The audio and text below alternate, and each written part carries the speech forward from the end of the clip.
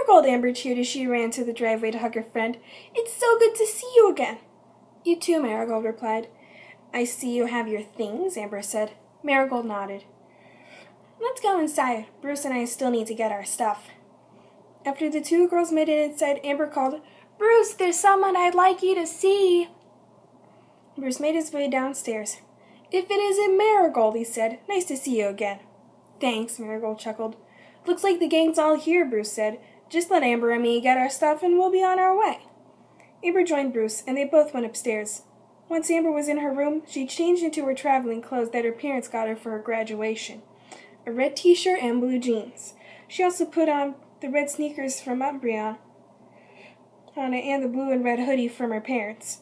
She slipped her black trainer belt through her jeans. She clipped on Latias' Ultra Ball and popped her Pokédex in its holster. At last, she hitched her yellow and teal backpack on her shoulders. She went downstairs a few minutes after Bruce. She said, Mom, Dad, we're leaving. Better say your goodbyes. Veronica, Daniel, and Heather rushed to the entryway. Oh, you're leaving already, Veronica said. She gave Amber a big squeeze. Goodbye, Amby Cakes. I'm going to miss you so much. I can't believe you're going on your Pokemon journey. Daniel was next to give Amber a hug and a pat on the head. You have fun out there, superstar, he said. Meanwhile, Heather was squeezing Bruce. Bye-bye, Brother Bruce, she yelled. Brother Bruce? Marigold chuckled. Heather's never had a brother before, Bruce said, so she's become pretty attached to me. No pun intended. After all the hugging and kissing and sobbing, the three kids went on their way, but before she could make it through the door, Veronica snagged Amber and gave her one last hug. I know you don't know what you want to do, she whispered, but whatever you do, make sure you make it great. Amber went outside and ran to catch up with her friends. An hour later, Pallet Town was a distant memory.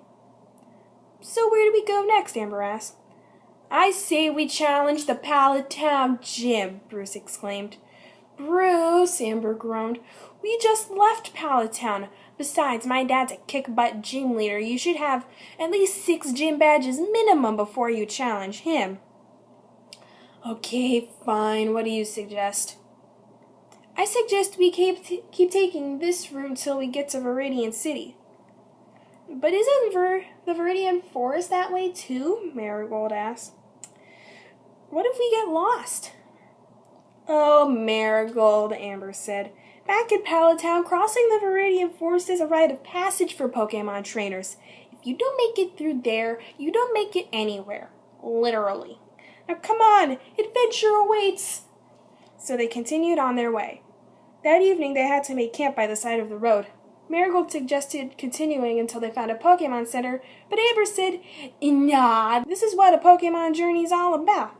Camping by the side of the road, sleeping under the stars. Besides, there won't be another Pokemon Center until we get to Viridian City. That night it decided to rain. As Amber lay in her sleeping bag, she mumbled, Note to self, when we get to Viridian City, buy tents. The next day, Amber noticed that Bruce and Marigold were staring at her head. What is it? Bruce asked. There's a Pokemon on your head, Bruce said. There is? You forgot there were Pokemon on a Pokemon journey? Amber smiled awkwardly. If there was a Pokemon on her head, she dare not touch it. She simply said, Hi.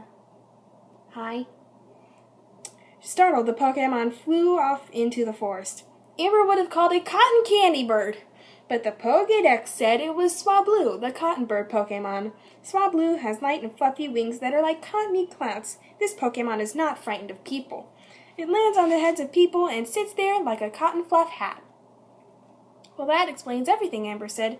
Then she unclipped Latias' Pokeball and pushed the button. Latias, I need you to go after that Swablu.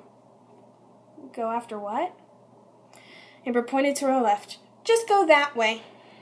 Latias flew off in the same direction as Swablu. Amber followed her. She's crazy, Marigold said. We're all crazy, Bruce replied. Come on, Marigold, let's go. They continued without Amber. Meanwhile, Amber and Latias found Swablu about 50 feet off the road. Amber took another look at it on the Pokédex. Careful, Latias, she said. It knows Disarming Voice and Mist. Great. Now we're going to catch this baby, Amber said. Latias, use mist ball. Latias fired a mist ball, but before they could tell if it hit, they were suddenly surrounded by mist. It used mist, Amber yelled. Mist? But I thought I hit it. Amber sighed. Now we can't see it. It can't see us either. Good point, Latias. Surprise aerial ace, Amber called. And hope for the best. Don't worry, Amber, Latias replied. My sense of vision is impeccable. She executed an aerial ace with perfect aim. Before the Swablu could retaliate, Amber slipped a Pokeball out of her backpack and tossed it at Swablu. When she picked it up, it was still flashing, and when it stopped, she clipped it to her belt. She called back Latias and clipped her on as well. Then she sighed. Well, that was a thing. I better get back to the road. Bruce and Marigold are probably waiting for me. Now, which way's the road?